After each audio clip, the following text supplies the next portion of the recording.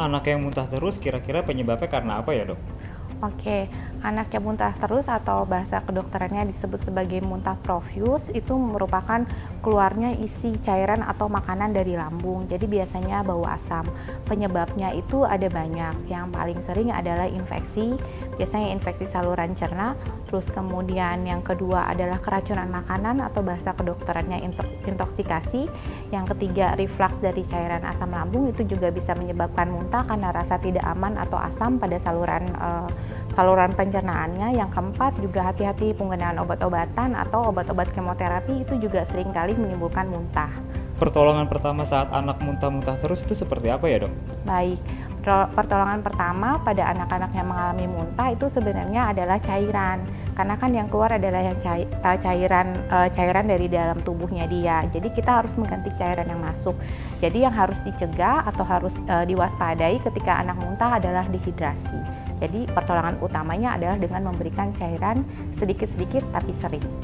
Jika orang tua sudah melakukan pertolongan pertama, tapi anak masih muntah-muntah terus, Dok, kira-kira kapan orang tua harus membawa anaknya ke dokter? Oke, jika memang masih muntah-muntah terus dan sudah diberikan cairan juga masih muntah, itu sebenarnya merupakan suatu tanda bahaya ya. Pada kondisi tersebut mungkin bisa dapat langsung dibawa ke dokter. Selain itu juga yang kita takutkan pada kondisi muntah itu adalah dehidrasi. Jadi kita harus awasi pada anak itu jika dia muntah terus kita lihat kalau dia masih di bawah 2 tahun, ubun-ubunnya cekung, masuk ke dalam seperti itu ya, atau matanya cekung, atau produksi air matanya berkurang pada saat nangis, atau bibirnya terlihat kering, atau anaknya tampak seperti kehausan sekali, terus kemudian produksi pipisnya berkurang, biasanya 4-6 kali, ini cuma sekali pipisnya, atau warnanya kuning banget, hati-hati, itu merupakan suatu tanda dehidrasi. Ada tempatnya untuk berobat langsung ke dokter. Kira-kira kondisi ini bisa dicegah nggak sih, Dok?